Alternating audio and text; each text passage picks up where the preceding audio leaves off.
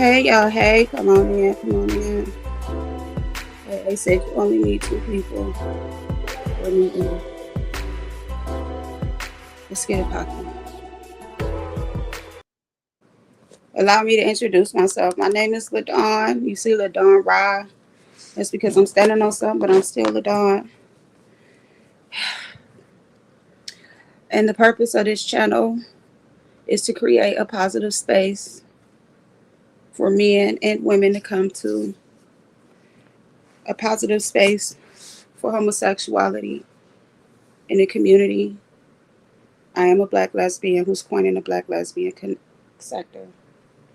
But also, I had made a decision to get back to my roots and to start discussing recovery again because it's fine. It's fine. I'm still going to do it. Um, because my page, the foundation of my page was built on recovery. And so I may not be able to show up and show out all the time, but while I got the free time, I'll be here and I'm gonna do this. Yes, it's just a case of laryngitis. Like I don't have like um a cold or anything like that. I'm not running a fever or anything. I think with just all the things that I got going on personally, that the body keeps the score. That's the truth. And then the weather's changing too, but I'm not like sick. No more than my migraines, which seems to be under control recently because I have been taking my sumatriptan regularly, and just once a day to kind of just keep it balanced. So yes, I am going to have another quick little AA meeting. The purpose of this is to inform because, like I said, the backbone of my channel was founded under recovery. Um, I came back and wanted to go a different route. No, I'm okay, babe. I'm good. God is good, the Most High, God, Allah, whatever you call it. It is definitely blessing me. It's just I got laryngitis, a little bit of laryngitis. But so the purpose of this live is to educate, to inform, and to encourage. There may be some touchy topics discussed during this live. There may not be. People may, if someone wants to hit the link and give their testimony, sometimes a conversation to navigate towards other things because some of my subscribers do come from different sectors. And if I am conscious sector, black sector, beef sector adjacent, and those people are more than welcome here as long as they come in peace and are willing to have a wonderful conversation. Like I said, this live will not be long. It's just right now, for some reason, I can't find my laptop because, this live is actually more meaningful than doing an upload, if that makes sense. Because it allows other people to actively engage while I'm actively talking. But originally, I did do a lot of uploads in the past. So, what I'm going to do is just open it up. Simply just, I don't do a lot of prayer or whatever. The only prayer that I carry over from AA is a serenity prayer because I know it's substantial. Yes, thank you, baby. Joy Queen, I love you, beautiful. I love you. So I'm going to just open up with the 12 steps as noted from Alcoholics Anonymous. While I'm reading these 12 steps, please understand that there are several sects of recovery resources out there. You have AA, which is the founding, which was started in the 1930s. You have NA, you have CA.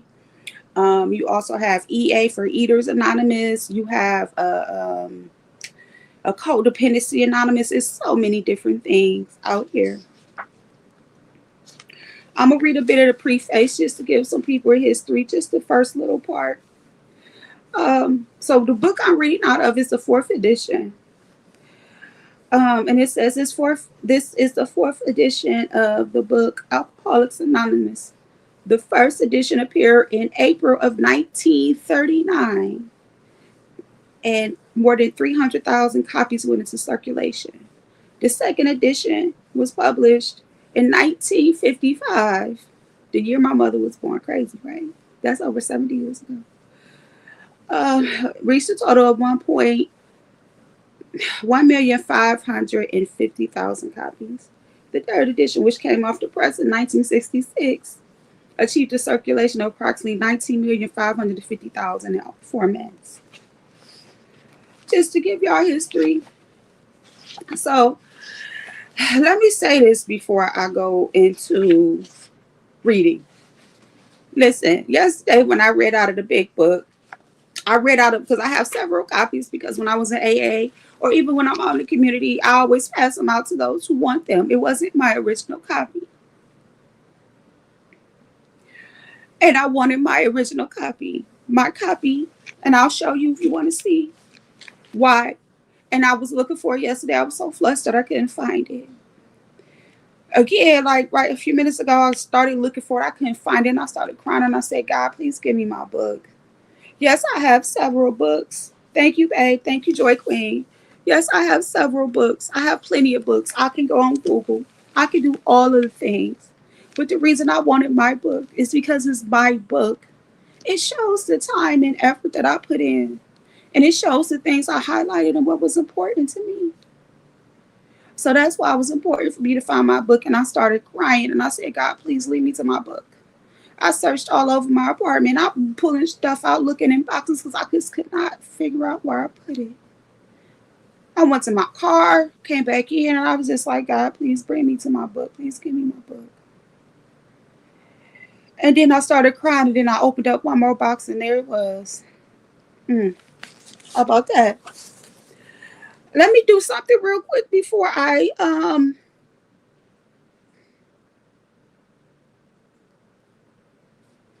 because somebody told me to start making sure I share out my own lives. So let me do this real quick. Um,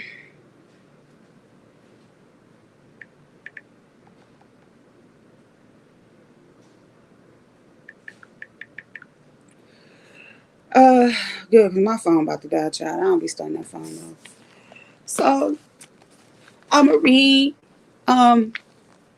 Basically, I'm gonna just go ahead and read the first part from how it works. So bear with me.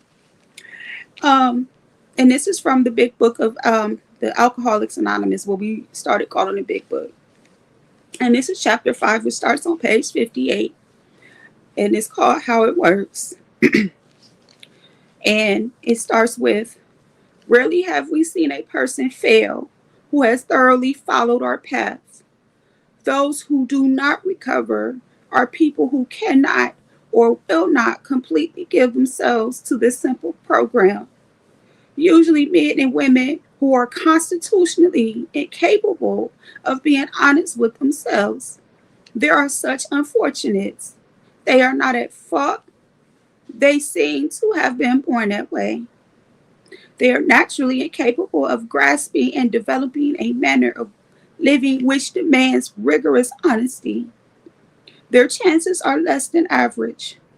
There are those, too, who suffer from grave emotional and mental disorders, but many of them do recover if they have the capacity to be honest.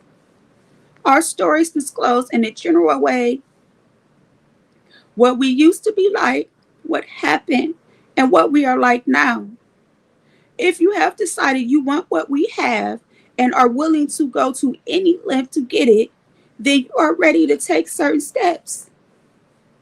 At some of these we balked. We thought we could find an easier, softer way, but we could not. With all the earnestness at our command, we beg of you to be fearless and thorough from the very start. Sorry. Some of us have tried to hold on to our old ideals, and the result was nil until we let go absolutely. Remember that we deal with alcohol, cunning, baffling, powerful. Without help, it is too much for us. But there is one who has all power. That one is God. May you find him now. Half measures availed us nothing. We stood at the turning point. We asked his protection and care with complete abandon. Here are the steps we took, which are suggested as a program of recovery. 1. We admitted we were powerless over alcohol, that our lives had become unmanageable. 2, came to believe that a power greater than ourselves could restore us to sanity. 3, made a decision to turn our wills and our lives over to the care of God as we understood Him. Sometimes take notes of things. We made a searching and fearless moral inventory of ourselves, admitted to God, to ourselves, and to another human being the exact nature of our wrongs. We're entirely ready to have God remove these defects of character. I'm sorry, I should have been saying a number. That was number 6. 7, humbly asked Him to remove our shortcomings. 8, made a list of all persons we had harmed. Sorry. 8, made a list of all persons we had harmed and became willing to make amends to them all. 9, made direct amends to such people whenever possible, except when to do so would injure them or others. 10, continued to take personal inventory, and when we were wrong, promptly admitted it. 11, sought through prayer and meditation to improve our conscious contact with God as we understood Him, praying only for our knowledge of His will for us and the power to carry that out.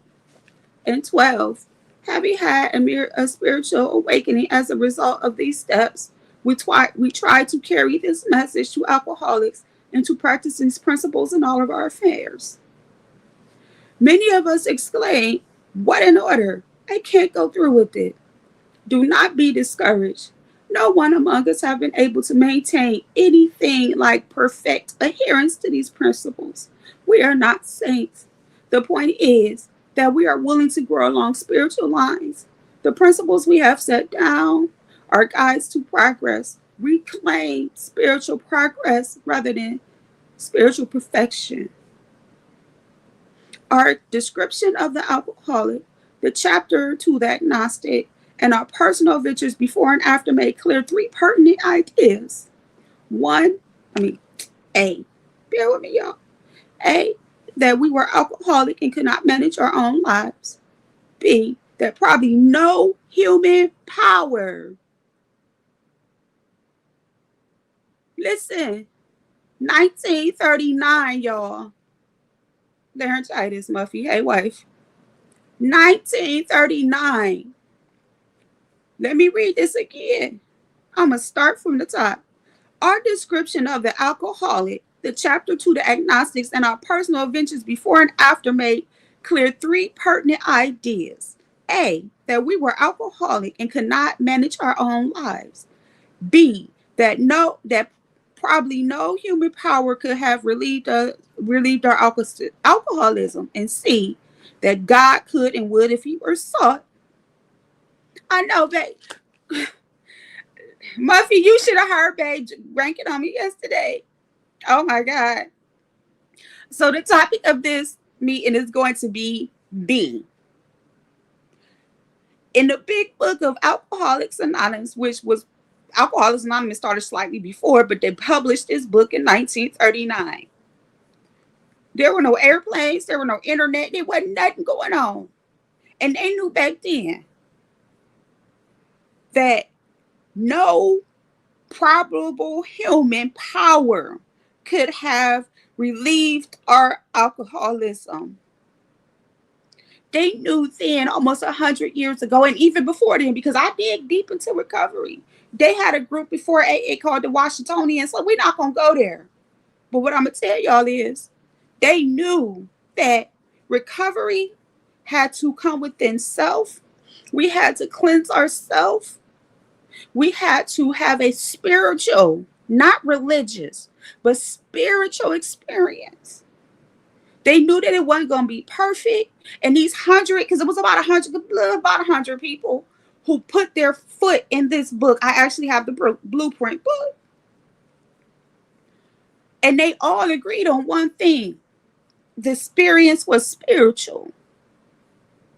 And they knew that that my family, my job, my parents, my children, none of that could stop us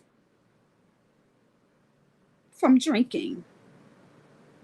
They knew none of us, nothing in this world that was a physical that we can touch could stop us. It had to be a spiritual experience.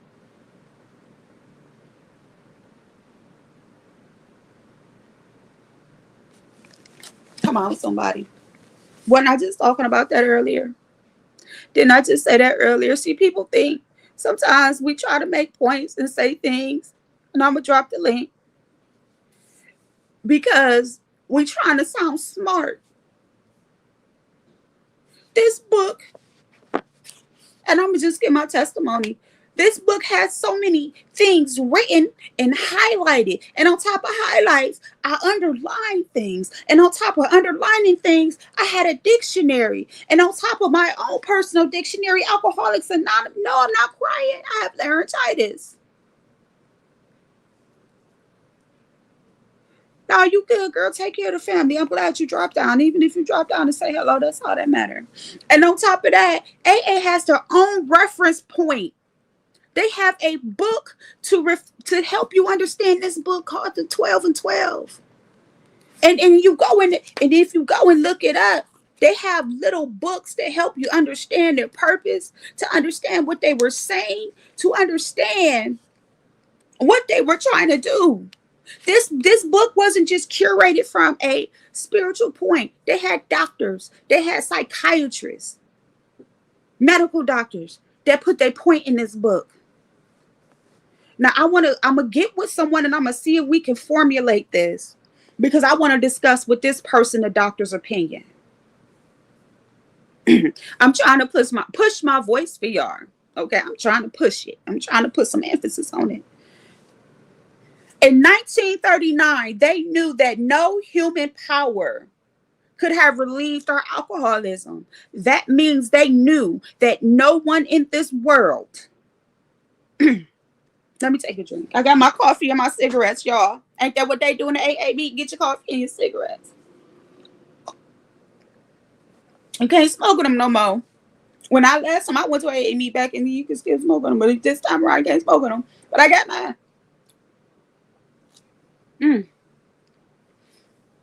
They knew then that it was nothing in this world that could stop us. They knew then. No technology. All they had was reading and writing. That's all they had. No technology. Nothing. It's a point in this book where they even talk about airplanes. That's why this program has been so profound over the years. That's why this program, even though it can be cult-like, because we're dealing with humans. But they tell us in this book, it's a spiritual experience. And it ain't perfect. They talk about relapse in this book.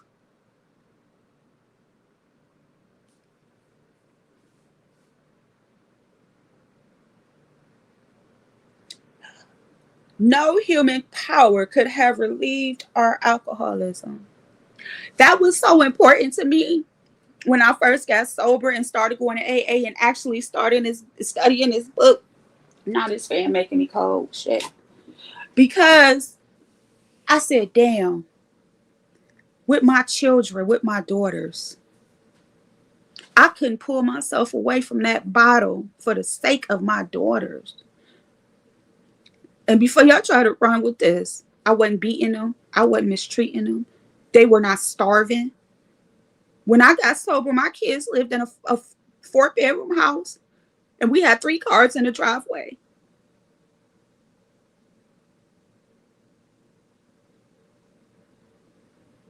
My story ain't everybody's story, and I don't ever want y'all to take it and twist it up. Because it's real right here. This ain't no bullshit. This ain't no nonsense. But even my kids couldn't do it. The thing I loved the most, the thing I'm dedicated the most, I wasn't dedicated to my mother. I wasn't dedicated to my ex-husband. I'm not dedicated. And I tell people, outside of the Most High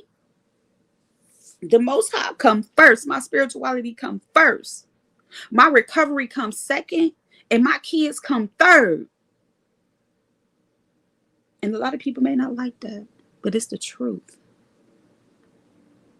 You're not at the top of the totem pole. I don't give a damn how much I love you. Tattooed my baby name tattooed on me and all. She know most high recovery children than you. And before I got sober, it was my children. See, I held on to my children so much, but that made me understand that I didn't hold on to them enough because I was spiritually sick. Why I'm hoarse now? Because I'm spiritually sick again. Do that mean I'm out here getting drunk and partying and doing crazy stuff? No, I spend 95% of my time in the house on YouTube. We're being domestic. But spiritual sickness is something that can always happen. That's why we always have to stay guarded. That's why we always have to have some type of fellowship or some type of grounding or something to go back to. You don't technically have to go to a meeting or the church or the Sangha or the mosque or the Kingdom Hall. But if you have the foundation, you have to constantly take a personal inventory and keep yourself spiritually grounded. And in my 5th year of recovery, I fell short of doing that. I ain't gonna lie to y'all. Pink cloud. That's what happened. It was lifted. See, when I would fall short before, I would do things, but this last year I got comfortable. And I'm like, damn. Boom. Yep. Them old timers was right. Because see, my sponsor, no matter what happened, he gonna be like, go back to that book. Go pick that book up. The old time, the new AA compared to what some of the people I align myself with, who, like, I know someone that has up 50 years in recovery. They had a talk with them. They may have had to give them a shot just to help them serve up to get rid of the jitters. And then they gave them that book. They didn't push an agenda. I'm not judging nobody because what works for you, what helped you is what helped you. But for me, ain't no agenda. What I was taught, read that book. And then when you get tired of it, read it again. And when you think you'll understand something, read it again. And even if you don't want to read it again, read it again. It's funny because somebody said, well, you know what the big books say. And I said, I don't know. I can remember. But because I fell short and spiritually, I started dying again. I don't know. Because when you know better, you do better. Now, I can remember. I can understand. I may be able to quote a line or two. But spiritually, I started dwindling. And that's why I'm here now. Because my spirit started getting tired. And I could no longer enjoy the things that I enjoy. And then certain stuff is just happening right now. And I'm like, this is too much. My spirit can't take this. My spirit is saying we're tired. And I'm not crying, y'all. I've been sounding like this. What's today? Friday, since Wednesday night. I'm not upset.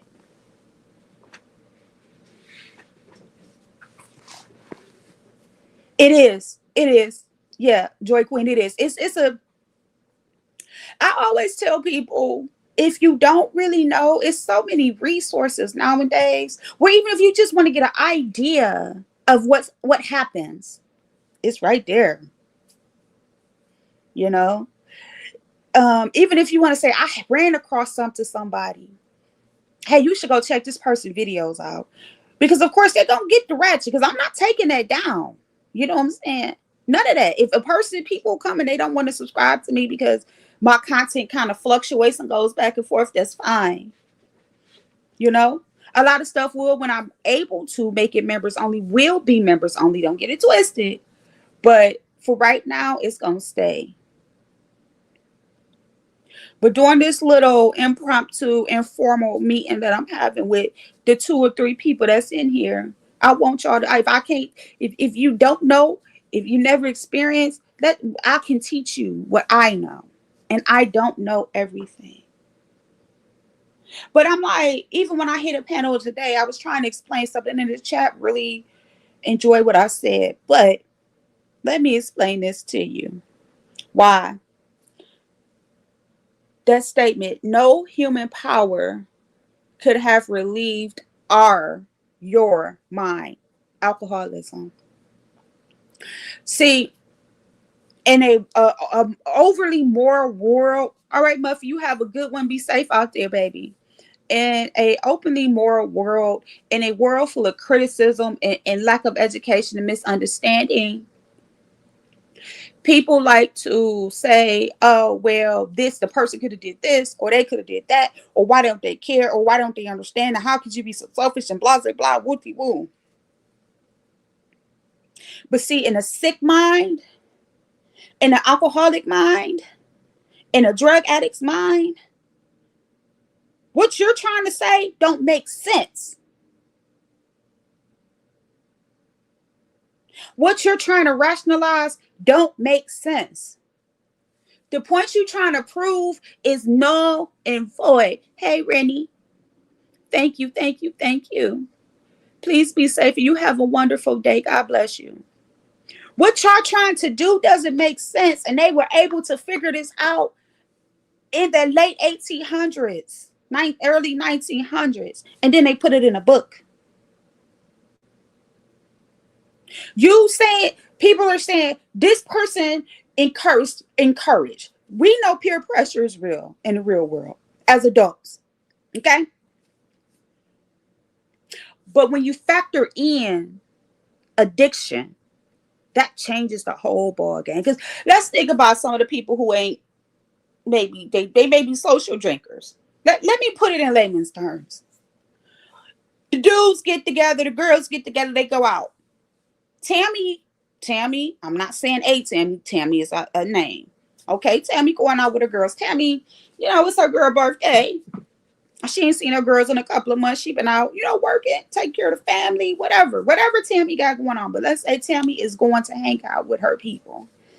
Tammy might ain't took a drink in 6 months because Tammy, she ain't a drinker. And then when she drink, it's whatever she chooses, a shot or whatever. Fruity drinks, whatever. Tammy having a good time. So Tammy like, girl, look, we gonna go out. We gonna have a good time. We gonna eat. We gonna drink. She have her one. She says she started up with a glass of wine. And her crew, they having a good time. It is so wonderful. They kicking it. Boom. So then Tammy chilling. She like, I'm chilling. We having a good time, girl. And then Monique like, girl, let's order a round of tequila shots. Tammy like, okay, girl, I don't know about that because maybe, I really don't drink. And let's say, I got to get up tomorrow morning and X, Y, and Z. And then Tammy like, but we having such a good time. Why not? Thank you. Thank you. Thank you. Thank you. This person right here has a special place for me. Thank you, Dave. But Tammy, she like, all right, I'm going to take that shot. Fuck it. Then they still kicking it. So Monique then bought a round. So then Tammy like, you know what? This is a really good time. Let's run that round back. Y'all hear me? Tammy had a glass of wine. Monique like, we having a good time. It's Kiki birthday, TT birthday. Let's do a round. Tammy like, I don't know, but you know what? I'm gonna do it. Feeling good. Then Tammy run that round back because it's Kiki TT birthday. What is that?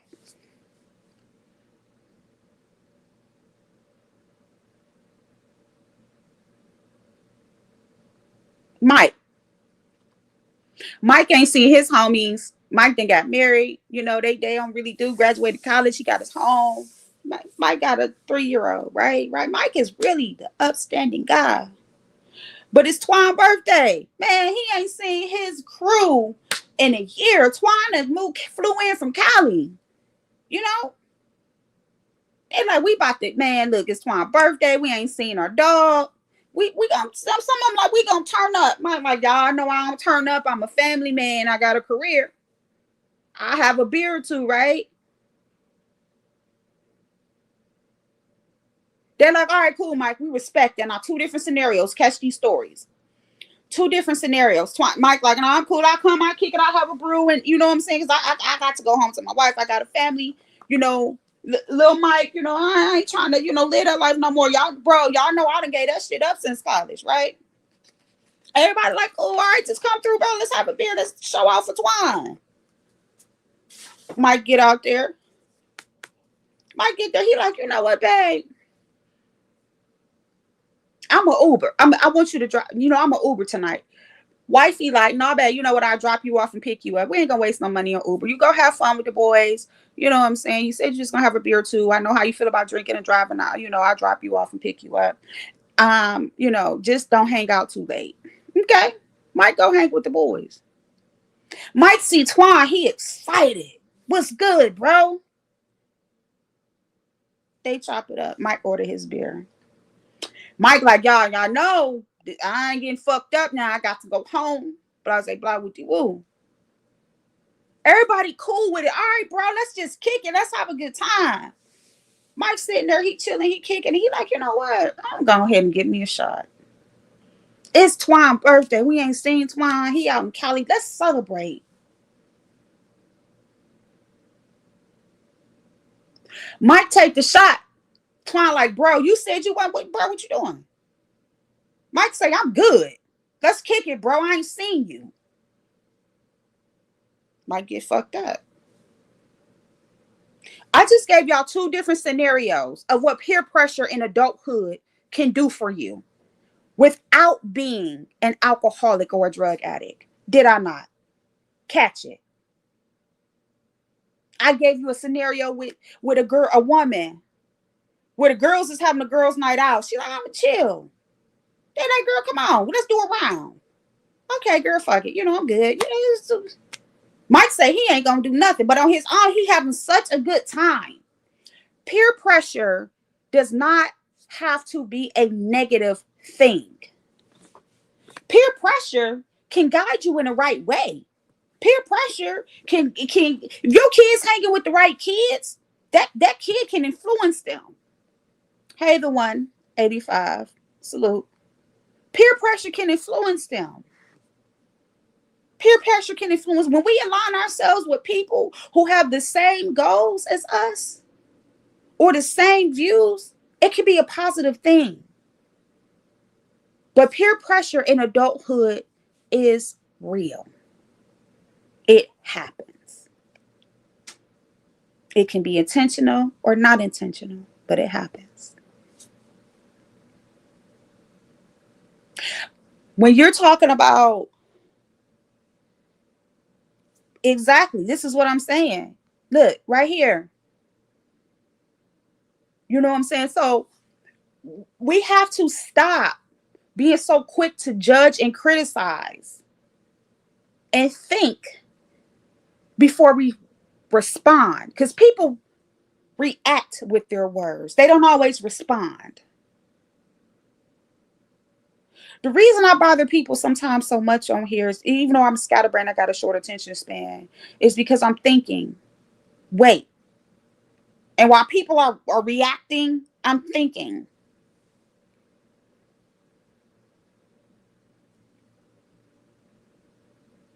I think about how I'm going to respond, when I'm going to respond, and who I'm going to respond to. Which is why some things I don't respond to. Even in real life, it's a lot of stuff. People like, girl, you let her say that to you. I'm like, look, child, it would take, if I respond, I break this person's nose. So it's better for me not to respond. If I respond, I'm going to beat this bitch ass. So it's better for me not to respond, right?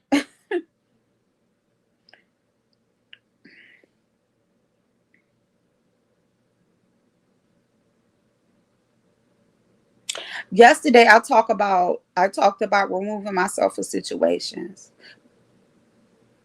And this is in real life too. Not because of anger and hatred, but because I have to protect myself and my dignity. When I went to AA, I lost a lot of friends. When I went to AA, I didn't lose my best friend, but my best friend lost me. I was different. I don't party. Oh well, we could go hang out. We ain't got to drink. It's not the same. I don't party. I don't get loud. I don't get buck. I'm not doing that. I can, but I don't want to. Because recovery is about growth and maturity. And this year, I got comfortable. In the moment I got comfortable, my spirit started dwindling. My light started going out.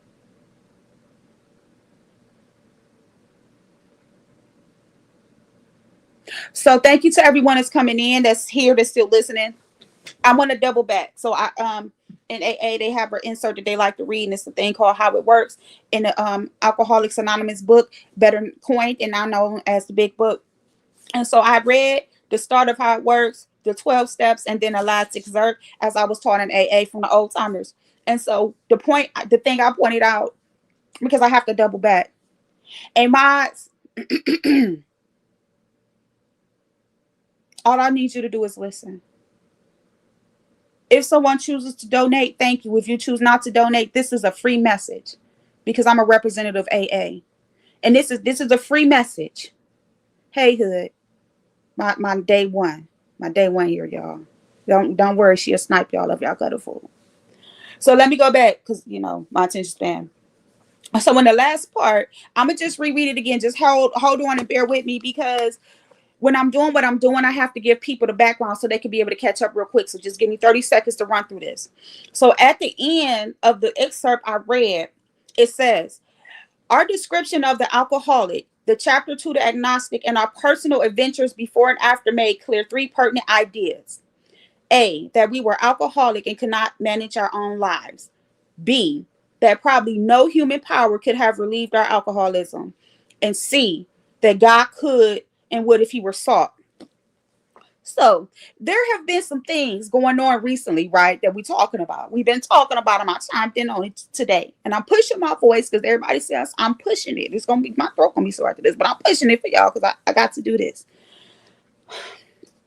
So after that excerpt, B is what my topic is today. That probably no human power could have relieved our alcoholism. That is so profound. Because we like to put families and careers and education in this box.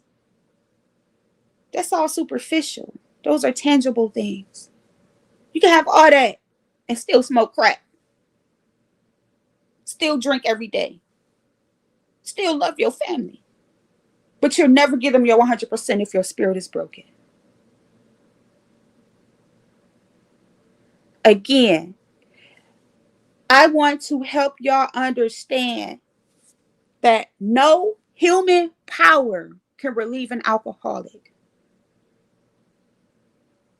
No human being can relieve that. Now, you have people like me that may facilitate a message. You have the people that wrote this book and that started this program damn near 100 years ago, because the program was started, how it was started happened before the book, almost 100 years ago. They facilitated an idea based on their experience. But all of them knew it wasn't my family. It wasn't my job. None of that shit mattered. None of it mattered. Now, these lives, I never go over an hour, y'all. I'm watching the time. None of it mattered. You have facilitators. You have people. You have peers that can guide you. That's why we have sponsors and support and things like that. But even them they can't stop you from taking a drink. They can't stop you from getting that dope. If that's what you want to do. They can't. So just reeling it back for the few people that came and dropped out, just so they could kind of know what the topic is. So sometimes when I pick topics, it may be my topics will be based on something I experienced or I heard or I'm talking to or something that's going on. They, wow, did they? Yeah. So you know, yeah. That man, listen. So I'm gonna drop the link. I know most of the people that's in the chat really don't hit links, but I'm putting it out here just in case you want to, you know. Or if you want to type something in the back chat that you may want me to read, but not hit the link, I can even do that as well.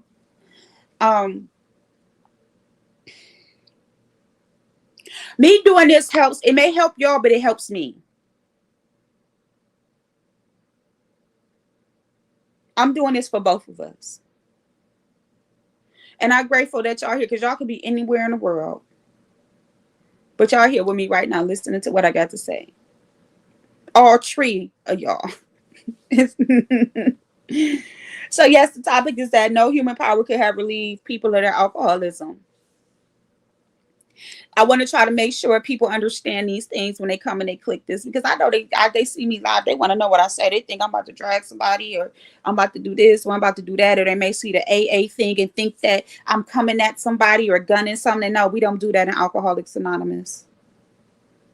We don't do that in Black positivity. We don't do that in spirituality and healthy lifestyles. We don't do that. This ain't it. I could sit here and talk without mentioning a name or a situation, but I'm going to make sure I educate y'all the way I was educated. I want to tell y'all something, because when I first started this live, I was telling Joy Queen, who was here with me, that when I did my first live yesterday, I was looking for my I couldn't find my big book, but I had copies, right? So I just went off a copy, but I wanted my book. And so yesterday I got so flustered and irritated, I just quit looking for it. And today I was over in a mess. I listened to it for a minute and my spirit like, it's time. My spirit said it's time. And so I want my book. So I'm looking for my book. I'm going back to the same places. I couldn't find it. I'm going through boxes. It's dust flying on me. The cat attacking me. The dog chasing behind me. I'm about to fall. I go to my car. It ain't in my car. And I'm like, God, where's my book? I'm crying. I just want my book. Oh, I'm going to sound terrible after this. I just want my book. I am in tears because I want my book. But here's the thing. Catch this.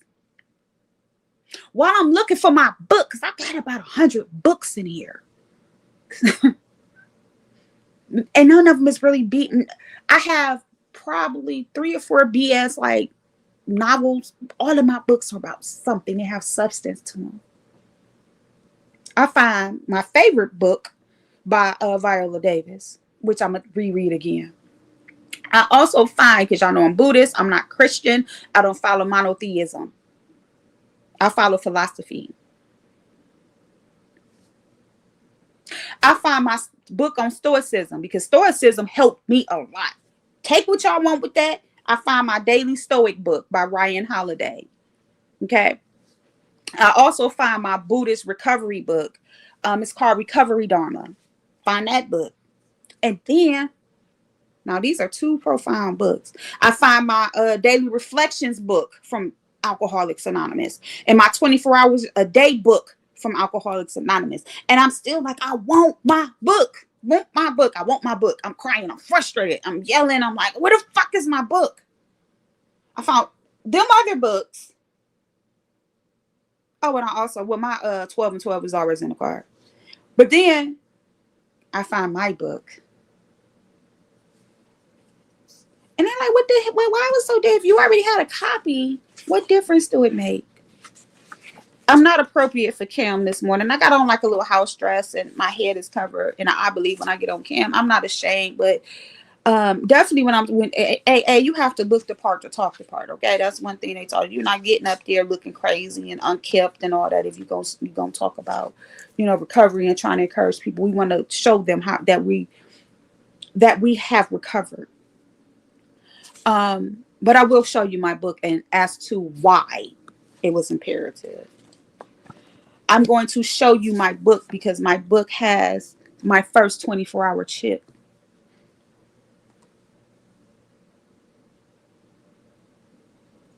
I ain't even got to do this because I already know who it is. What's up? Hey, girl. Hey. Hey. So that's You can hear me. Good. yeah, I can hear Good. you with that. Hey, how I are you? I'm all right. I came up here to testify. Come on now, give us a little testimony. Come on, somebody. Come on, somebody.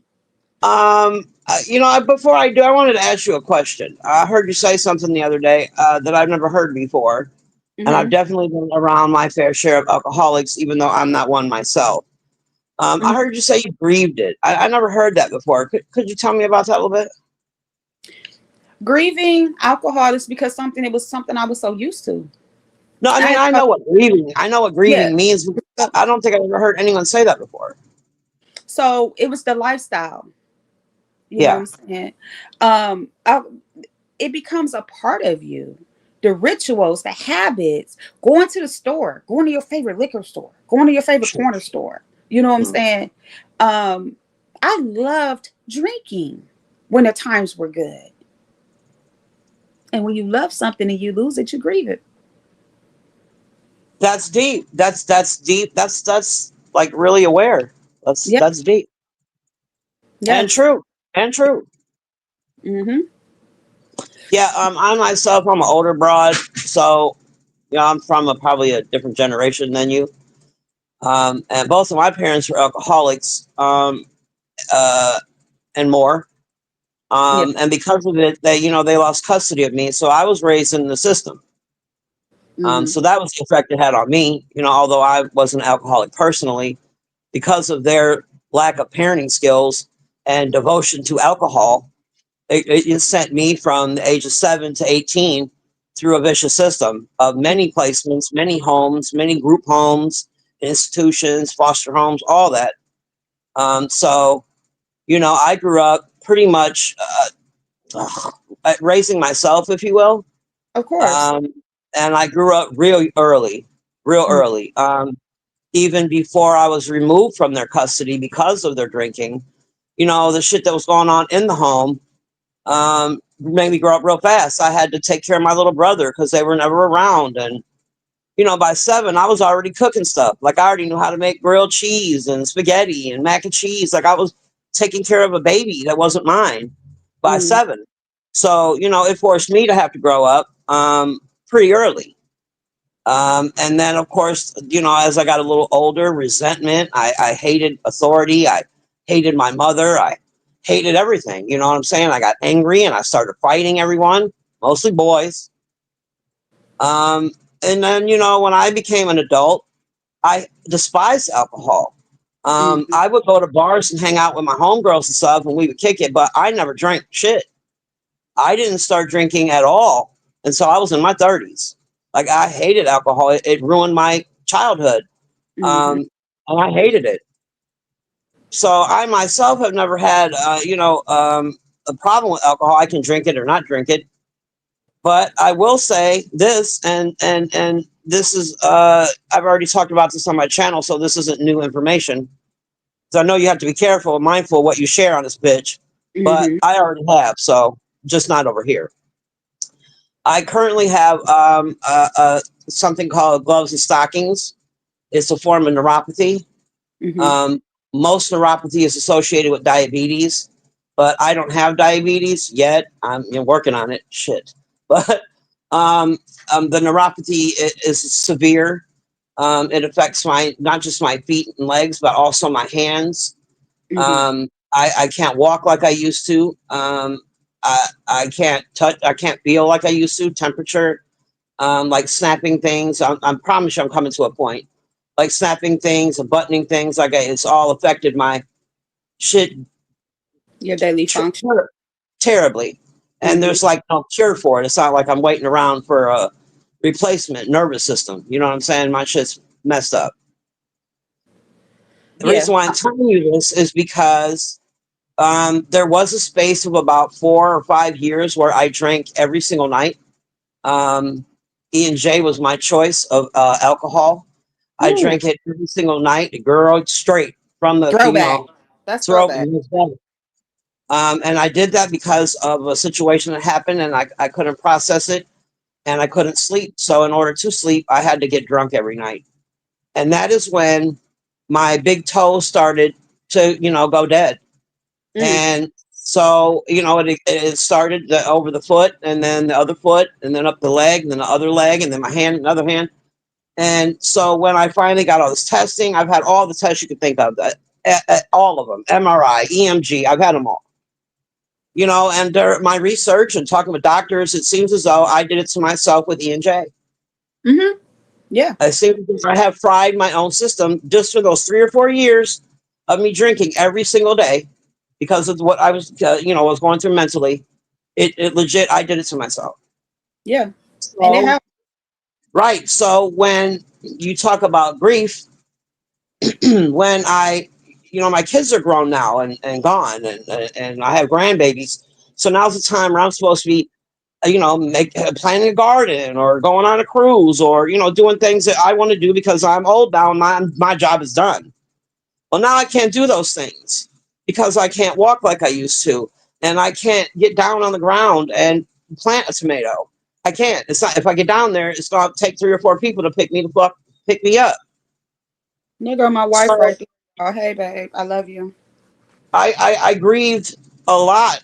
You know what I'm saying when this happened. But I've gotten over it in a way because I choose to be a funny person. I like to be funny. I like to make people laugh.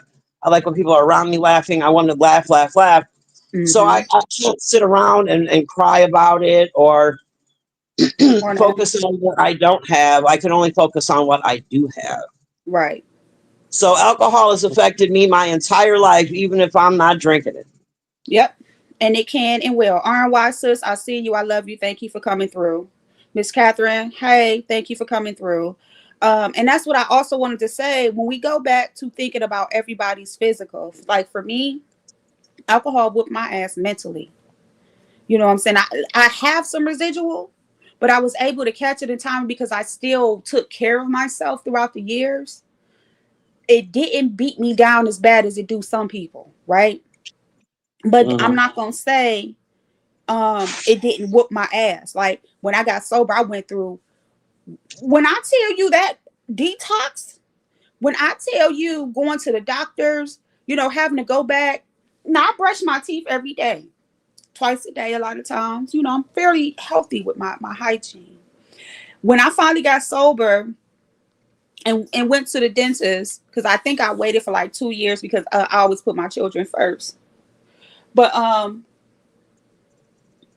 had 16 cavities Oh, and could nobody tell, right? I'm so pretty. 16 cavities. I developed a fatty liver. I have hirsutism. I have fibroids, uterine mm, fibroids. They're small. Well, that's a whole nother situation in itself. But the mental health, I was diagnosed so many times throughout the years, right? I'm gonna say years because I'm gonna do a talk. I'm gonna tell y'all my story. I promise y'all that. But my skin was tore up when I after I got sober. My body when I detoxed, it wasn't just a quit drinking detox. I started getting boiled. It was like 6, 7 months in. I had crazy migraines for months. Okay. They couldn't figure it out. They just figured it out. I have intracranial hypertension on top of regular hypertension, extreme anxiety, PTSD, mood disorder. Like these things are real. And some of these things come from my childhood, right? Genetics. But alcohol made them worse. But after, like I said, the fatty liver, digestional problems, Um, it affected my hirsutism and some of my women issues. They're even linking hormonal issues and hysterectomies. They're doing research on it to really link it back to alcohol abuse. My stomach was swollen and I didn't have cirrhosis, right? But all the whole time I was drinking, and we see this with people, especially if they beer drinkers, their stomachs swell. I had that issue. If I show you pictures of me then versus now, even at the same weight, my stomach don't look like it used to look. So I can testify to that. And it don't take long for some people. And Hood just said that I ain't gonna, I know you by your name, but I'm not gonna put that out there because I know you didn't switch the game up. You can call me Shabo. It's cool. Okay, Shaybo. Okay, Shay, because that's what I've always known her as. Yeah. Shaybo. It's a testimony to that. It didn't even take long. So while sometimes people sit and think, well, I'm cool, I'm young, I'm healthy. No. I know someone who called themselves, started drinking, and they had lupus and didn't know. And now they're in a nursing home at 40 years old. Yeah. I know people who died from smoking crack. And as much as we hate to say it, and I garden. Well, I haven't been. I'm truly just smoking cigarettes now. Because I need to clear my mind.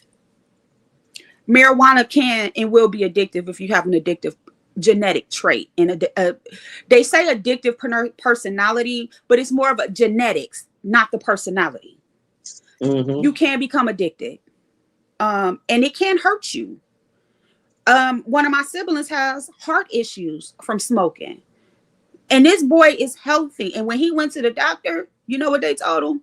It's because you smoke weed. When I went and I talked to my psychiatrist about my anxiety, and I said, I don't want to take all these Advans and things. I said, but I need to kill this shit. It's debilitating. I said, can I try THC? And they said, I'm not against it. Don't smoke. Catch that. I caught it. I choose to because it's more accessible in my partner and peer pressure. But originally I was just doing edibles, right? Right. And just for the anxiety. And it wasn't every day all day, but my social anxiety is so fucked up. I want to be with people.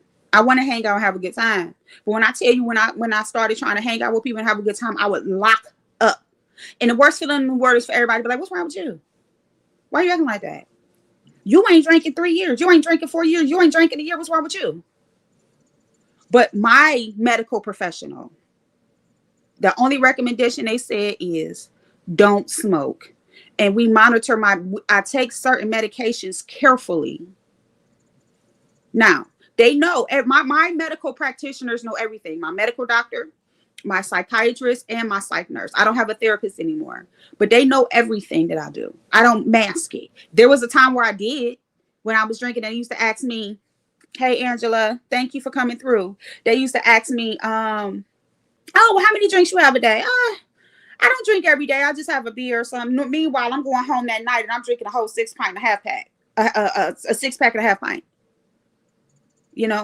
Or I'm going to hanging out with the homie, and me and my homie can put him down, baby. So I know that it can be masked. And let me welcome everyone in who's here. Thank you for coming through. This is an impromptu, unofficial, but official AA meeting because the Alcoholics Anonymous told me from the beginning it only takes 2 people to have an AA meeting. The topic was that no human power could relieve us of our alcoholism. And at first, I knew I was going to come and do the meeting, but I didn't have a topic. But because I got some beef sector coming through, why that topic is so important is because of the conversations we're having right now. Let me repeat that. In the big book, originally known as Alcoholics Anonymous. Thank you, Serious S. Thank you. That was written in 1939. They tell us then, no human power can relieve us of our disease of alcoholism. They tell us then that no human power can relieve us of our alcoholism. Let me get my Umar Johnson on. No human power can relieve us of our alcoholism. It has to be a spiritual experience. We have to have discernment. We have to have an understanding. We have to be able to be realistic. But I don't blame a lot of people because they are misinformed. Right? But I want to provide this space because I'm tired. Hood Shay is my day one. Shay was You here know, when I talked about being married, when I talked about recovery. Even when I used to talk my mess about MU, and me and her gonna have a conversation about that so I can tell her why at that time I did what I did. Because I was misinformed about some things. And somebody yoked me up behind my neck and told me, you don't motherfucking do that. For real, because I talked about her experience in real life. Because I'm like, why is she doing this? And then somebody told me, you can't tell somebody how to get sober and go through their process. Ain't nobody tell you. And so I'm going to wait till she come and we had that conversation. Or I may have to stay up late and catch her on Cali time. Because what y'all don't know is there's a receipt for everything. And I told her my old name. She caught it. And I'm proud of her. Before y'all carry a bone, I told her in the chat and I'm saying I'm proud of her. But Hood is a day one. Vibrant is a day one. Pizarro was a day one. Y'all don't understand when I say that. Pizarro shared me out 3 years ago with my crappy sound, kids in the background, going to Whole Foods, just talking to y'all, telling y'all my story. And y'all be like, well, she was a day one for me. Hood was there. She was hood therapy at the time, y'all, but she was there. And my soul, my spirit told me it's time. And I can still kick off my BS. I can still do my lesbian panels. I can still do all of these things. But my spirit told me it's time to dial this back a little bit. It's so many things that we're seeing happening right now. And no, everybody wants to critique it and tear it down. And the Most High told me to use my voice to build it back up. Because it's not what y'all see. Y'all smart, but y'all don't understand. Now, I need somebody to go and put an ear in Brother Binary's back for me. Because we added each other. I can't find him. I don't know what the fuck happened. I need Brother Binary to come discuss the doctor's opinion with me. ugh. Yeah, listen. I said I gotta bring it back, sis. I need a man with a background to understand why I want to talk about the doctor's opinion. I'm kidding. I troll binary. I just mess with him. Yeah, He but gets, he that's gets, what a, I want he from gets a him. kick out of it, but I don't go too hard. It's just a little. I just Shout give him a out to little rag. Malik. Malik came through and told his story yesterday on my live yesterday, y'all. I'll share it out again if y'all want to catch it. Malik told me when I first started and he came over here, he said, sis, anytime you do this, I'm here. So I'm sure Malik is probably busy in his real life. He's a father, he's a husband, and he works, he takes care of his family. This is a safe space when I have these meetings.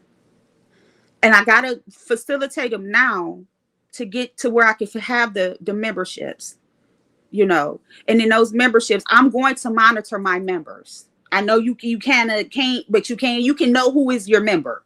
We can see other people's members, so cut it out. And we're gonna continue to do this. But yes, so this is an impromptu AA meeting. This is an impromptu conversation, but it's real. This ain't no fake shit. Because if you do your research, if you go back and look at my shorts, I post things. I talk about things. In my old meetings, I post links. Oh, when I did an interview. Give me 30 seconds. Hood sis, can you carry this? Maybe give a few shout outs or something. Um, I'm about I'm to here. find this link to this interview I did real quick, so Okay. people can understand. This is not a clickbait. This is not me trying to piggyback off something. This ain't none of that. This is my real life. Y'all hold on one second.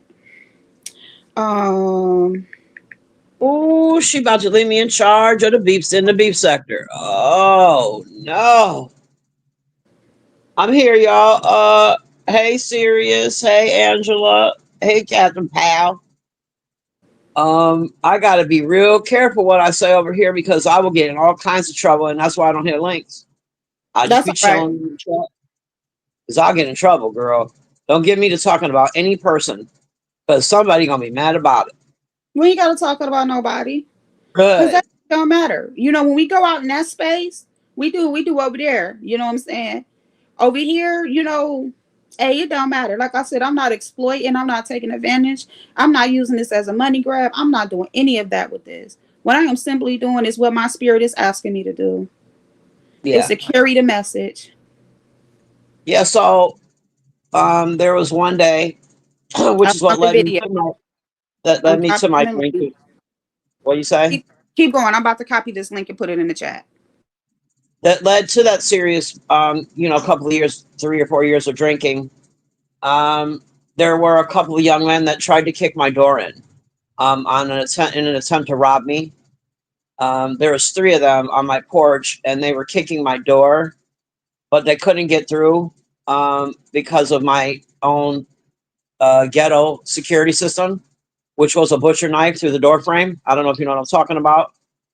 Anyway, because they couldn't get through my door, it was a good thing. But I could see them through the window, and one of them was a child. I would give him 15, 16 at the most. The other two I couldn't see. But the streets talk, and eventually I found out who they were. But in that moment, after it was all said and done, and I sat down and gave it a think, I was going to kill someone's child, unalive someone's child, because if they would have came in my house, I would have had to have defend my children in my house, and that meant that I would have had to hurt or unalive this little kid that's trying to kick in my door. So that Wow. definitely took a serious mental toll on me. I couldn't sleep because I was worried a security system, period. But Mm-hmm. also it really, really, and people don't understand it. I've had all my homies say you should have shot him through the door. Everybody's got all kinds of what they would have done if they were in that situation. And I've tried to explain to them repeatedly. First of all, I'm not you. Second of all, I know that I'm allowed to defend my household. It doesn't matter if I, am well within my rights. It still would have messed with me if I would have unalived a fucking child. Like, how hard is that to understand? And that really, Mm-hmm. it really, really bothered me, like for a long time. That part of it, the part that, although it's okay for I'm supposed to protect my household, and I really don't know who's coming through my door with their foot. But it Mm-hmm. still was a child, and if I would have done that, even though I was well within my rights, it still would have took just the thought of it.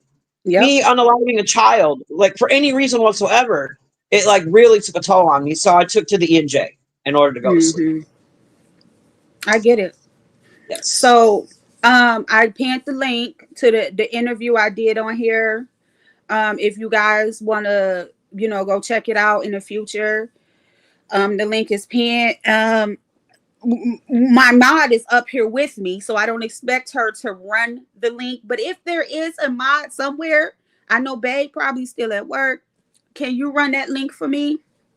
That is a link to my interview I did on a podcast slash YouTube channel. I found this podcast on Spotify and ended up coming to YouTube with them. And they asked me to do an interview, and I told my story. And the reason I told my story there is because beyond belief is beyond the Christianity thing of AA. Well, not so much as AA, but me being having a secular belief is why I chose to tell my story. My story is there, is not, it's transparent, but it's not vulgar. And I'm not saying, oh, I was a prostitute. And if you ever been to AA meeting, sometimes they get down with the get down. It's not like that. That would happen 3 years ago. And I did that, what, 2 to 3 years ago. That's me telling my story. At the time, my YouTube channel's name was LaDawn Did It For Real, which is why you see that it's a different name. I have been through several names, and I keep having to remind y'all of that. Thank you, Miss Angela. It's not a long live, but it's there for anyone who wants to hear my story. What I'm going to do, and I'm not pushing, but when I'm able to have members, I'm going to give y'all an in-depth look into my life and my recovery journey. But I'm gonna leave that for memberships because I can control and critique who sees it that way. um, but yes, Shay, I had in my past, you know where we from, and I grew up Yes, on St. ma'am. Yes, ma'am. I'm still here. I grew up on St. Clair, and I grew up over there by 71st and 79th. And I went too far from the projects, King Girl, I used to Kennedy. tear up the Cascades over there. Yeah, That used to be Cascade, my spot, girl. California Club, All of that. Blossom. I stay right Rose, down the listen, street, the literally. Rosewood, the The Zulu, all of girl, that. come on now, All of that. somebody. So do All of you it. remember And the listen, hold on, guy. I'm a white girl from the West Side. I used to tear the East Side up, girl. Tear it mm-hmm, up. yeah. So shit, it was so crazy back then because back then, especially if they knew you and your family, you could walk up in a bar. I used to be All able of to it. walk up in the Cascade, the California Club. You know what I'm saying? The Mhm. Blossom. Horace was my dude. Horace owned the Cascades, and he was Mm-hmm. cool with my mother and shit. And it was funny. I didn't know that. For years, I used to go in the Cascades every Wednesday. Was dollar night, and every Thursday was Mm-hmm. ladies night. So I You was up said in the that piece Rose for Room. years Yeah, the before Rose. the Mm-hmm. Rosewood. Before one day we had a conversation, and he was like, "You look like this lady I know." We had a whole conversation, and he knew my mother the whole time. That was wild. So Vibrant is here. She could see the link is pinned. Vibrant, with the little time that you hear, for those who may want to catch my interview, can you run that back? Can you run that a little bit for me? And Vibrant, I really, really, really, really need you to hit me on the back end because some things is working, and I need to make sure that you are giving your flowers for that. And I know you try to stay anonymous, but you said something before, and you know what you said when I questioned mods and things. So we got to make sure that happen. But yes, girl, so you know where I come from, and so being a little black girl, the things I seen and the Sure. things I experienced, and sometimes I remember times I would walk away from fights because I've been arrested and I never got charged.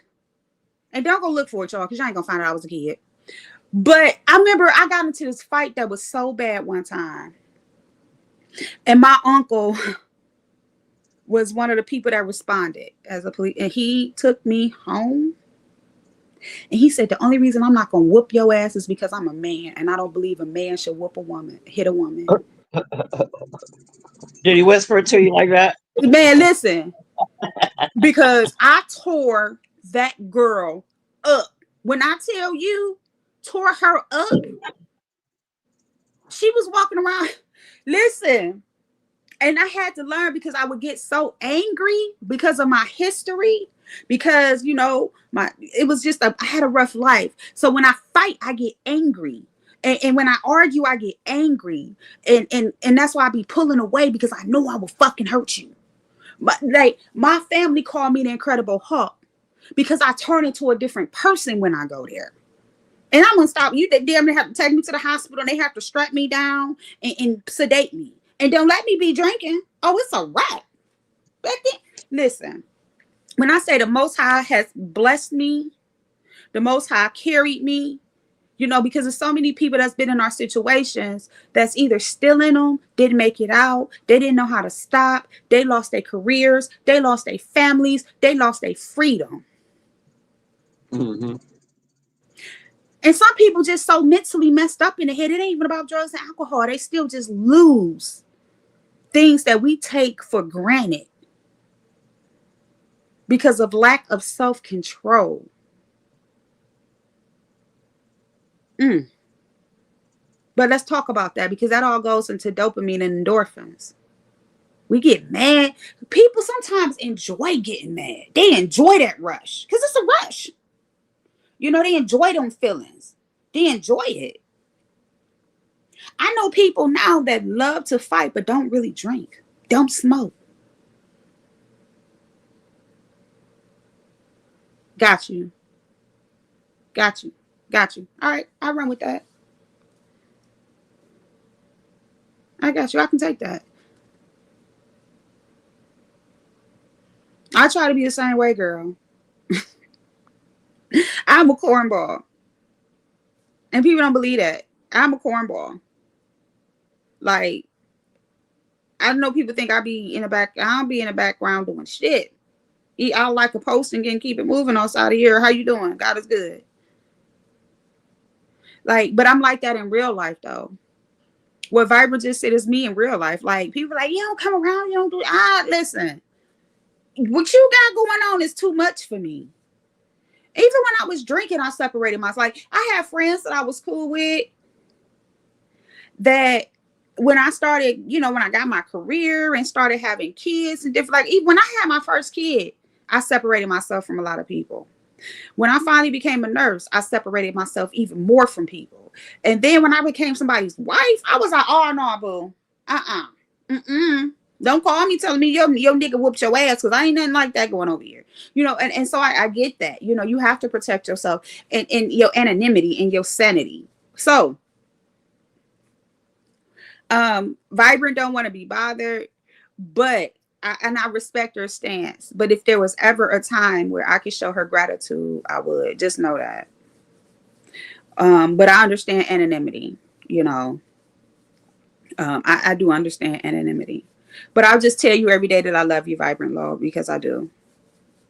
Um, but yeah, so like it's so many layers to lifestyle and recovery and in everybody's experience and the things that people go through.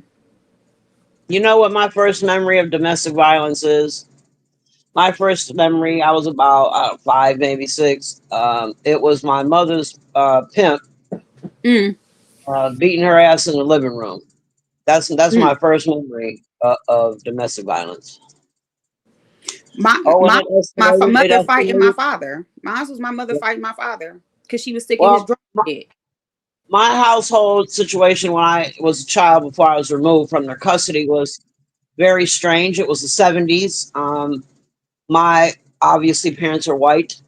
My mother went and got a pimp. It was well, first she had a child by the dude. My little brother was biracial, Mm, and he started pimping her soon after. And but the weird thing is, my father never left.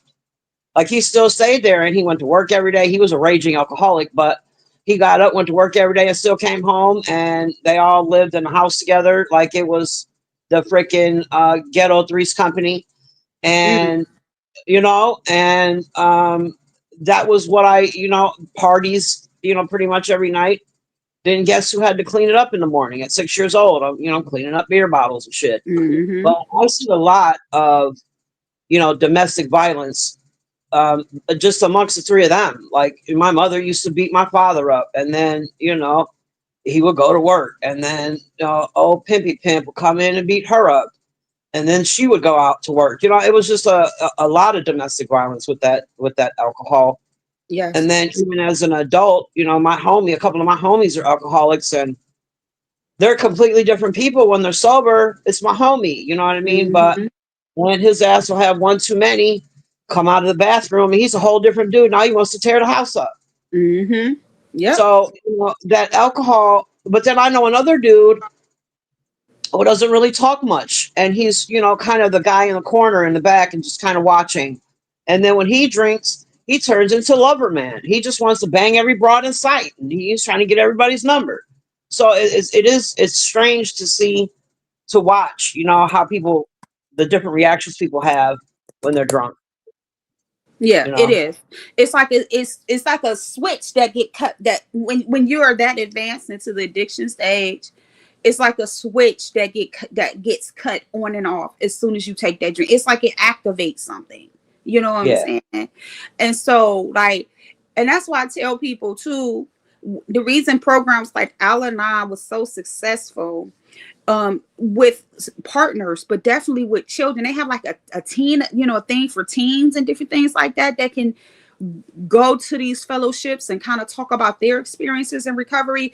I remember when my daughter was a teenager, I introduced her to those things, and she would kind of go through it a little bit. She never really talked, but she would listen or whatever on Zoom. Because what you're telling us is what people don't understand. Sometimes we can be born absolutely okay, but through experiences, through lives, it'll warp us, it'll destroy us. You know what I'm saying? Constantly feeling sad and down and confused, especially when you're talking about someone that's already in a developmental stage. You're talking about children. Like, I don't think people really understand how they fuck their children up. You know what I'm saying?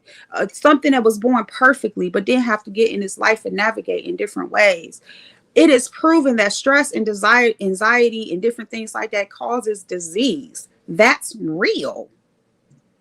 So Mhm. if you see someone who has children and they let them go, God bless them, because they did the best thing they could do for them. If you see someone, like, I know people that refuse to have children. I know people that's an addiction. Like, I know a lady who's been addicted. We're the same age, and she's been struggling with crack addiction for years. Yeah, she's 41, and she refused to have children. If she don't do nothing else right in this world, she makes sure she go get her depot shot. My Right? mother had my mother had 8 children. Um, I have 3 older brothers from her first marriage that I never met. Mm, They were not a part of my life. I never met them. So then she had me and my little brother. From the pimp dude. We were removed from her home, and I mm-hmm, was put into foster care. But my little brother got adopted from some family, and I don't know where he is, and I haven't seen him since he was like 6. So mm, I don't know how that worked. The paperwork, I don't know, but I'll probably never see him again. And then later, when I found her again at like 16, I wasn't put back in her home, but I found her. She was pregnant with twins. And then after wow. that, at 40, she got pregnant with twins. And then after that, she had another one. So she was able to actually raise those 3, my younger siblings. Mm-hmm, Those were the 3 that she actually raised, their entire life. So she wow. got her shit together in the end there. But it only made me resent her more. I was just You about to know, say that it's yeah, crazy that absolutely, happens. It absolutely. it truly happens. Me and her didn't get real cool until I mean, like I made her pay for it. Like when I had my own children and she was where I would make her pay for it. I made my mother pay for the hurt I had for her well into my 30s, 40s even. Like I just Mm-hmm. made her pay for it. Like every time we talked, I made her feel guilty or it was a fight or Thanksgiving was a trip. Thanksgiving was a trip. So, it wasn't until about, I'd say maybe 10 years, a little 8 years before she died that we actually were able to be, I was over it. It took years for me to get over it. Mm. And let me piggyback off that. Says, when I say, sometimes when I see people say, oh, they're grown, they should know better. You have 50, 60-year-old immature children out here because they never healed from their trauma and their drama. So you can't place, if you grew up in a decent environment and you ended up being stable from that environment. I find it wrong to place your judgment and beliefs in real life, not trolling, because I troll off what I see, not what I think. You can't place those same core values on someone who has not experienced life like you have. You can't tell someone who grew up in a fucked up environment that at 30, 35, 40 years old, that they're grown and they should know better. Because even though we may know better with some things, we may not be able to make that connection to do the right thing. Or maybe some people really just don't know. You can sit and watch something and be like, damn, that's crazy, and still get out here and do your fuck shit. That's real. And that's one of the things that bothered me, even when I went to AA and certain things, because everybody have a right to their opinion. But you can't place your core values and how you grew up on someone. And the reason I could say that, I learned that in AA too, because I went to AA with millionaires with substantial families and heavy in religion, and you meet their family and their parents, and you like, what the hell? And these people don't, their parents don't drink, nothing. But they still ended up fucked up because they experienced something that fucked them up, right? Or they just was wired wrong. And it may not be wired wrong from birth based on a physical defect. It could be a mental defect. ADHD is heavy in addiction. People being on the spectrum is heavy in addiction. So that bothers me sometimes when I see people do that. And I'm listening to your story and you're saying, as an adult woman, you still had some things you had to work through. So how dare someone tell you at 35 years old, you 35, you should know better? Who taught you better? You had to raise yourself, right? You know what I'm saying? So like, I get where people come from when they're trying to say it, but it's not coming from a place of, I care about your well-being. Let me say this to you. It's coming from a place of judgment, and you're trying to break that person down and belittle them for saying, you 40 years old. What's wrong with you? See, I don't do that. You know, I know better. And I've been a person that's done that too. I can slap my own hand and say, you wrong. You know what I'm saying? Because I tell people, when I did my first talk, when I did my first AA talk, baby, I had men crying in that meeting. Because I told him I stood there at 37 years old, and I told him I am a 37-year-old child. Because I was. When I took my personal inventory and I had to do my resentment list and all the things that AA told me, I realized that everything that I had done in life was done by a representative. It was done by what I thought I knew, what I thought I felt was better. But I had never grew up. I'm 41 years old, and I can tell you sometimes my mind said I feel like I'm 20. Not because I am 20 and I act immature, but because sometimes the way I process things, because I didn't know better, I be having to do my checks and balances. Man, I want to say to you, sis, has become such a great build. Because Okay. this is the things that people don't understand sometimes when they're looking and they're trying to dissect and speak on things, and they be so misinformed, and I just be like ready to just punch my fucking screen. But I have to understand that when you don't know, you just don't know. And this is part, I don't know who's gonna, this live is gonna help. I don't know who's here and they're gonna be like, you know what, hey, your pleasure, welcome. I was wrong for saying that, or I was wrong for thinking that way, because you really don't know. Just like, I'm not gonna say no names, but, and I've said it before, but I'm not gonna say it now. We look at some of these people with careers and education, and we're like, what the fuck are you doing? And why is this person doing this as a man, as a woman? Why are they carrying on like this? Because there's something wrong and they just don't know. Why do they want to be accepted so much? Are they really having fun?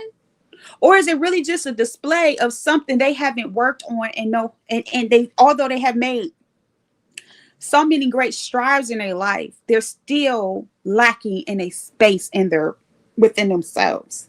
I call it pouring themselves a cup of character. Representative.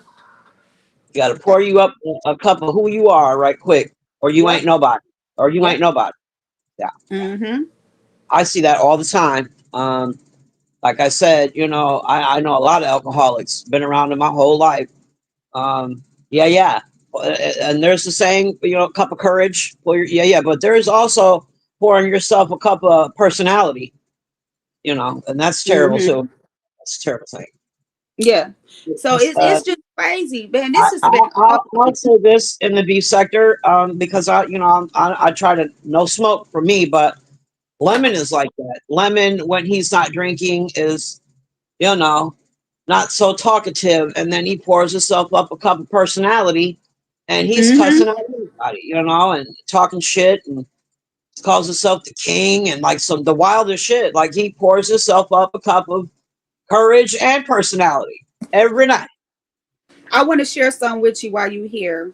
And like I said, this is sometimes we can only, so when we're doing this in this space, we're not belittling anyone.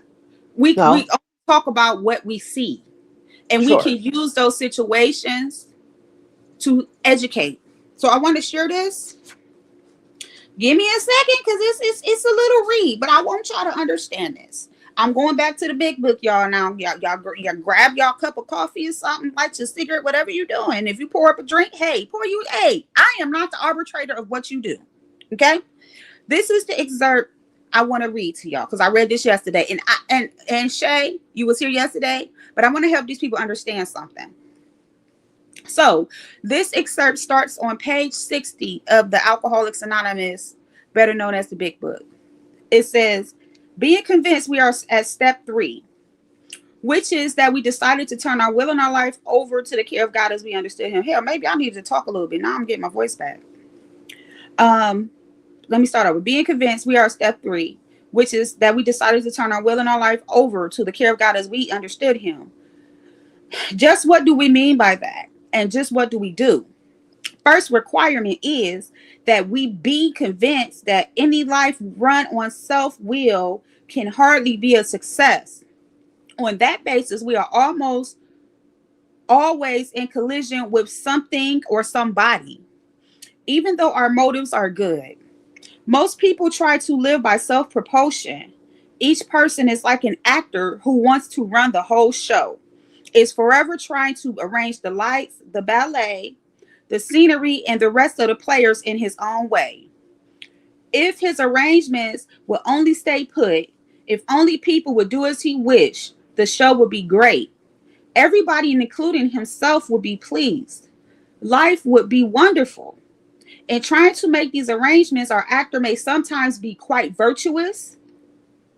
He may be kind, considerate, patient, generous, even modest and self sacrificing. On the other hand, he may be mean, egotistical, selfish, and dishonest. But as with most humans, he is more likely to have varied traits. What usually happens? The show doesn't come off very well.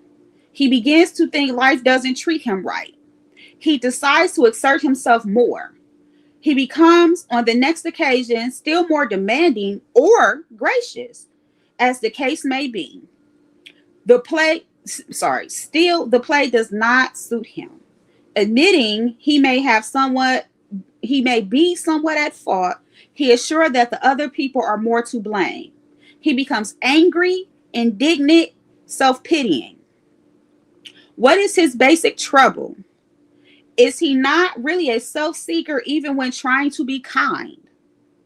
Is he not a victim of delusion that he can wrest satisfaction and happiness out of this world if he only manages well? Is it not evident to all the rest of the players that these are the things that he wants?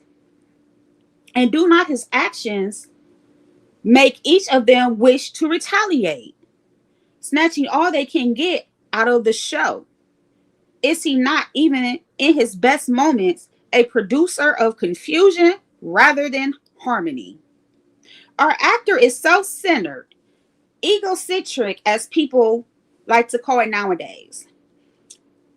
He is like the retired businessman who lolls in the Florida sunshine in the winter, complaining of the sad state of the nation. The minister who sighs over the sins of the 20th century. The politicians and reformers who are sure all will be utopia if the rest of the world will only behave. The outlaw cracker who thinks society has wronged him, and the alcoholic who has lost all and is locked up.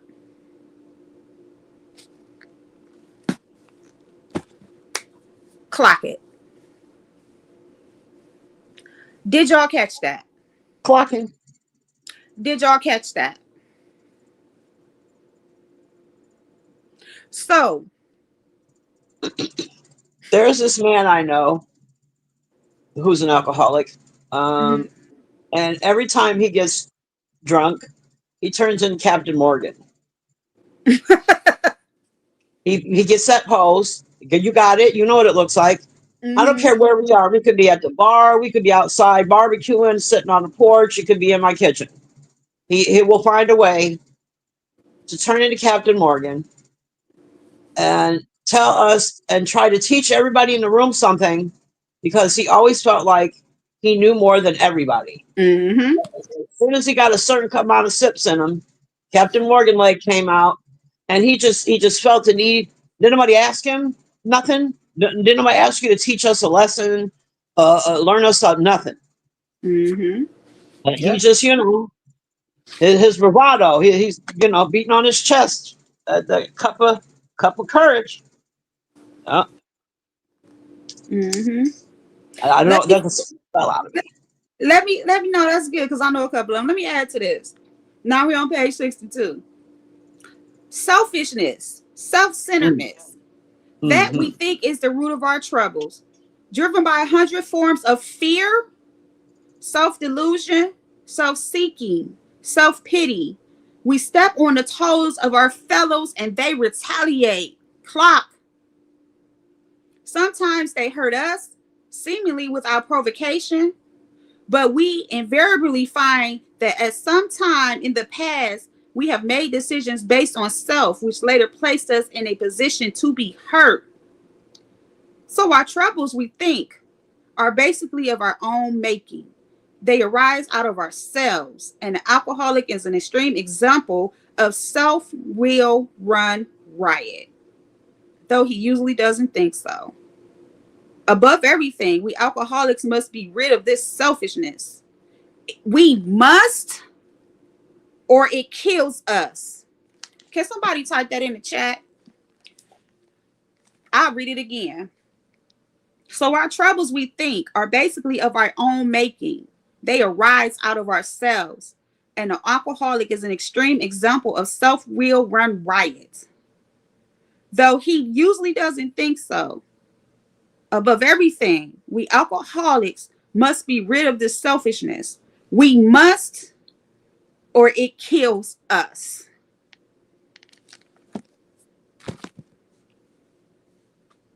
Clock it. We must be rid of the selfishness. That is our demise when we're talking about addiction. That is that has been our demise. If we want to bring up the Bible, if we want to bring up Egyptian history, whatever history, selfishness kills us. I'm gonna say the word because I ain't worried about it. It kills us. It snatches us, and it don't always have to be because I said it earlier. AA told me we die slowly. We die a slow death in addiction. And a lot of us die before our presence on this earth is erased. Have y'all ever noticed how when you look at certain, not so much as the people that may be able to maintain, because that's going to be another topic because it's in the big book, but those who get out here and they lose everything, what do they look like when they're out here? They look like zombies. They look like the walking dead. They're dirty. They're hungry. They're malnourished. They be talking crazy. They thinking crazy. They like you be like, what? Wow. And see, although I couldn't identify in AA, there's a thing where you'll hear a lot of people say, "There go I," when they see people out here struggling, because we all have been there. That spiritual death is slow and is painstaking. See, a lot of the stuff they talk about is spiritual. So when we see people out here and they in the streets and they looking bad, that's a spiritual death. When we see people on here, they exhibit certain behaviors, their spirit is their light is barely is it ain't it's gone. So then we see them end up being streetwalkers and what we call fiends, Bob with the brown paper bag with the brown jacket, you know, the long trench coat smelled like piss. They spirit. Whew, the only thing they got is the physical. And sometimes we'll say, there go I. And when I look at Lemon, that's what I say sometimes. There go I. Clock it. People keep asking me, what happened? There go I. So I stepped away.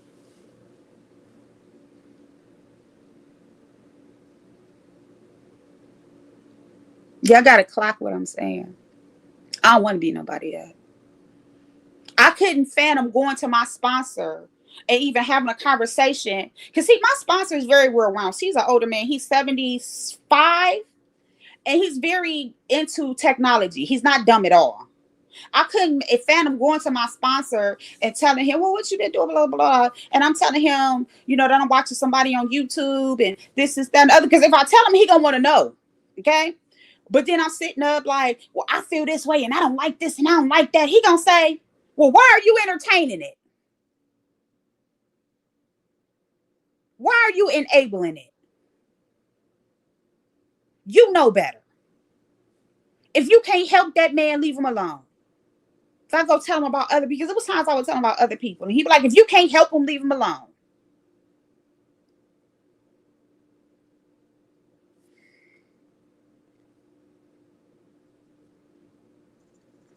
I stopped going over there a while ago. Um, the main reason was because I don't like the way it makes me feel. Exactly. I don't like the way it makes me feel like okay. So when you're if you're a person who does drink, whether you're an alcoholic or not, if you casually drink, whatever, and you're around other people that are drinking, you know, whether it's at home or out in the world, you become part of a conversations and Mm-hmm. things like that you wouldn't necessarily say when you're sober.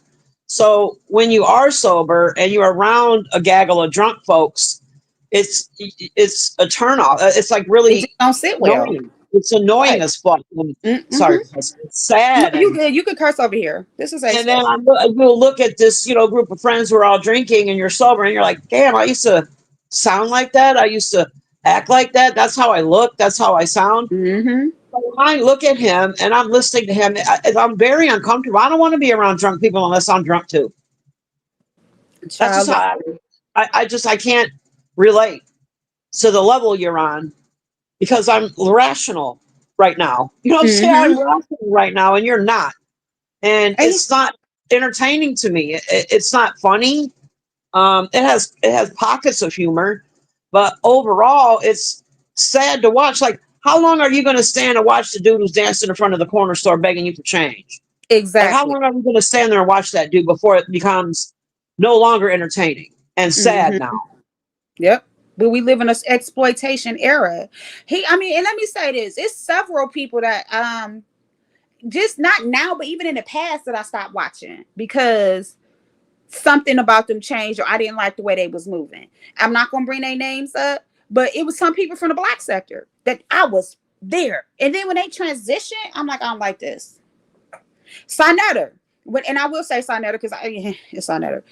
When I first started watching Sarnetta, I liked the builds and the conversations. Even though I didn't subscribe to the beliefs, I enjoyed the fact that we could go over there and hear educated people have conversations.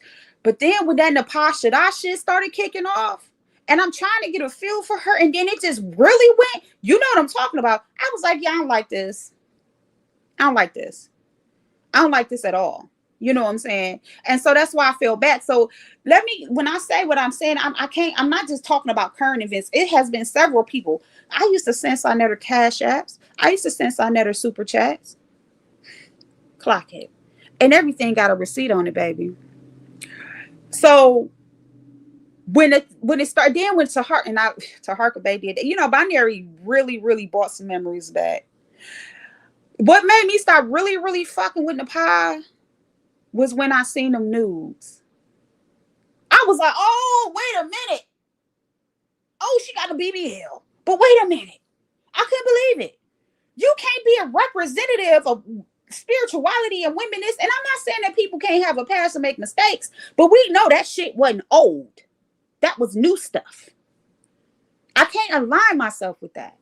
I can't align myself with humiliation rituals. I can't align myself with the nonsense.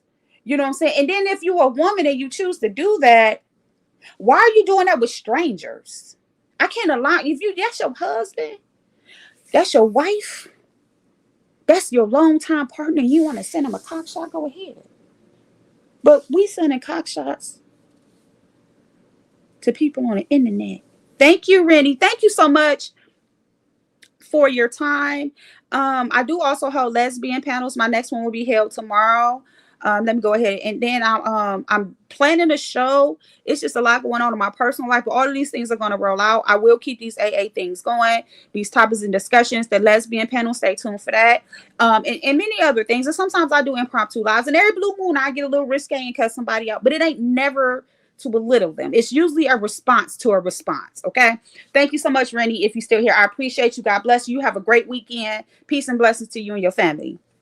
But yes, sis, Shay, like, girl, it was so many people. Then I was over there kicking it with Nepal, and I seen that she was trying to figure me out.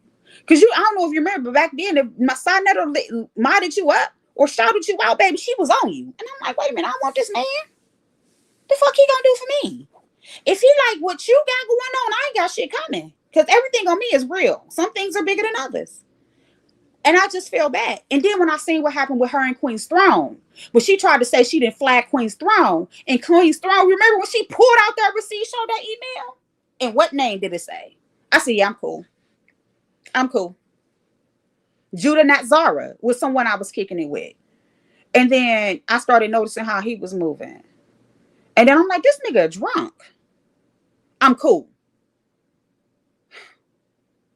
I'm cool. He would, get, like, I That's like, that Japanese beer. yeah, yeah. Who else was it that I was real cool with? Lex Vortex.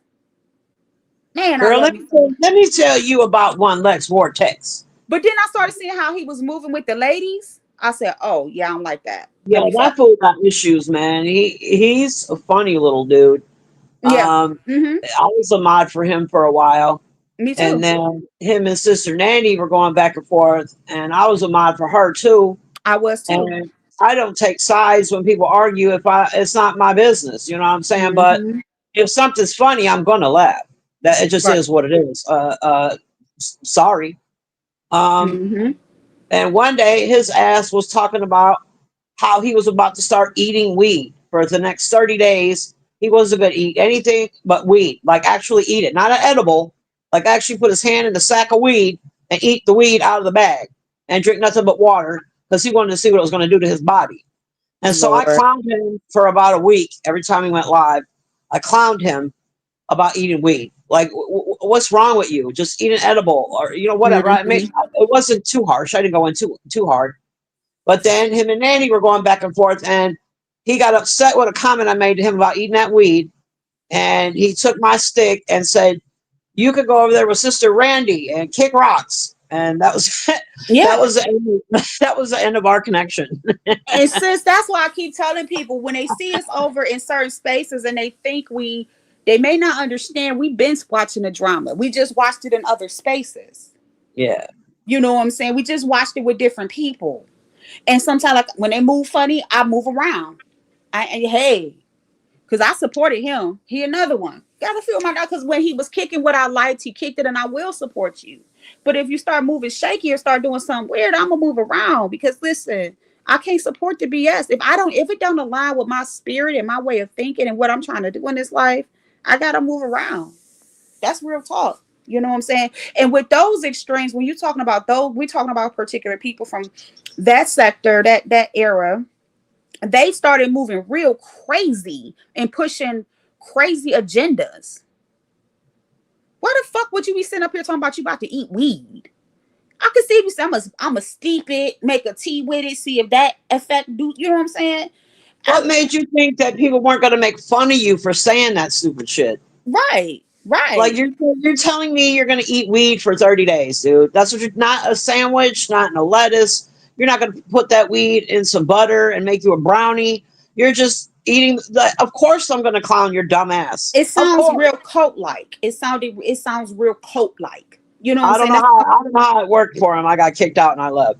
So Yeah, it sounds real cult like. So like, and all of them people I'm still subscribed to under my Lala page. Don't get me wrong, but I had to move around because it just didn't align with me.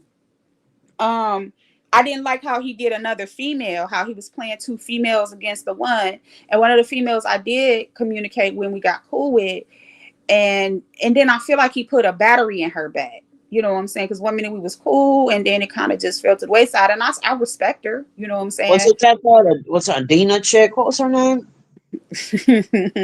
Was that You her? Did I clocked say it right? Yeah, you clocked it. Yeah, she But didn't like me, but when he gave me a stick, she was like, "I don't know who you are, heifer, but I'll pull your hair." And I was like, "Look, girl, don't nobody want gout foot. That's all you, yeah, girl. yeah, Don't like so, nobody like want yeah. So yeah, and you." then Yeah. this is, we didn't transition because we passed that hour mark. But this is just to let y'all know, like I said, she's a day one. And we have been in other spaces together and we've seen how people move. And she's saying herself, well, whether it was their choice to part ways, but we just move around because we see how sometimes people who are not stable can get in this space, and because they're trying so hard to push something or be seen or be noticed, they go to extremes. So I want y'all to be able to take something from this conversation we having. You know what I'm saying? All Because right, we I'm gonna do get have down and let history. you have your. I'm gonna get down and let you have your last minutes. Yeah, okay, boo. Thank you so much. I appreciate you. God bless you, sis. Thanks for having me up. Hopefully, Yeah. I didn't piss too many people off. Girl, they Bye. will be fine. Shit. They don't All like it, right, bye. they could go. Shit. Yeah. Okay, bye. But yeah, guys, this ended up being a great build. Vibrant, thank you so much again. Even though, I wanted to make sure you was good and let you know I honored you. I understand and respect your stance. I love you, sis. You are a day one as well, and so much. You are very appreciated, and I actually respect you more for your stance than anything. Thank you so much. This was a great build. Thank you all who have come to my AA meeting. If you know somebody that this may help, or you just want, like, hey, I went over to the Dons and her conversation was different. Like, yeah, she a troll when she in the sectors, but this girl got some common sense. Like, and even with the things I disagree with, she broke it down. Share them out, send them to me. If you know somebody that need help, and you just want them to be able to hear somebody's voice that can say you can do it, and that's also offering true resources, refer them to my old pages. Again, I put my interview out there. I did an interview on YouTube with a legit podcasting company. They're no longer active, but I found them on Spotify and then followed them on YouTube. So it is some legit recovery things out here. Y'all can go watch my video. It's nothing on there that I ain't said before, and it's nothing on there that I'm ashamed of. Um, Thank you to everybody that dropped down. If you choose to make a financial donation to this AA meeting, because that's what it is, I appreciate it. You never know what you're doing. I'll show y'all my book collection. I think I have probably like 15 AA big books left. Because when I was heavily active, I kept big books, I kept meeting schedules, I have those things. And those things are very inexpensive, but they do cost. If you choose not and you say fuck you, bitch, then that's fine too. I'm just glad that you're here. My ultimate goal is to create a safe space for people in recovery, for people who are homosexuals, definitely lesbians, because I am a lesbian. In a place where we can have adult conversations and have a good time without all the BS and the fluff. We can go to other sectors to get our drama, kick back, troll, talk our mess, have our beefs or whatever. But that's not the goal of this channel. I want to have fun, but I also want to be able to engage people and create an environment that's conducive to the lifestyles we're trying to lead, um, in the real world. Because you can incorporate some of your world beliefs into YouTube. You just can't do it if you're in certain sectors. That's what I'm gonna leave y'all with. It is Friday. I hope y'all have a wonderful day. I am actually about to call my sponsor and see if I can link up with him today because I miss him. I really want to see him. It's been a while. And then I gotta wait for Babe to come home. She cooking for me this time, y'all. Babe is cooking for me. Okay, do y'all hear me? Babe cooking for me. So I gotta get ready for that and just do some things. Little mama leaving. So it's a lot of things I gotta get myself together to do. Um, I love y'all and I appreciate y'all. You know, and if ain't nobody else told you today, please take some time to go look in the mirror and tell you that you love you and hug you. Because if don't nobody else do it, you got to do it for you. So y'all stay safe, stay positive, and I will see y'all on the streets. I love y'all. Bye bye.